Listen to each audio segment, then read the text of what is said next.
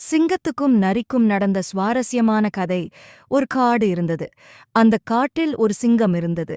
அது மிகவும் பயங்கரமானது. எல்லா மிருகங்களும் அதைக் கண்டால் பயந்து ஓடிவிடும்.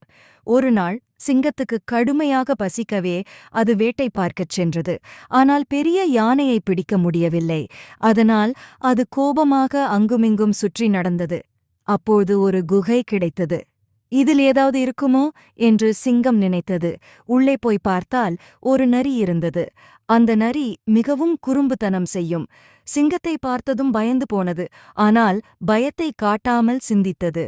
நரி சிங்கத்திடம், ஐயோ, நீ இங்க வந்துட்டாயா? இக்குகையில் ஒரு பெரிய சக்தி இருக்கிறது. அது தினமும் வரும்.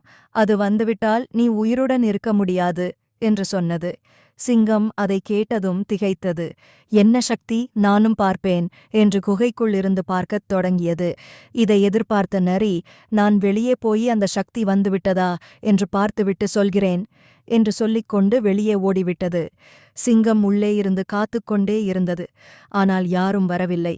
சில நேரம் கழித்து உண்மையை புரிந்து கொண்ட சிங்கம், ஐயோ, நரி என்னை ஏமாற்றிவிட்டதே என்று கோபத்தில் கூச்சலிட்டது. கதை முடிவு. பலார். நரி புத்திசாலித்தனமாக தப்பியது. இந்த கதையில் நாம் புரிந்து கொள்ள வேண்டியது புத்தி பலத்தை வெல்லும்.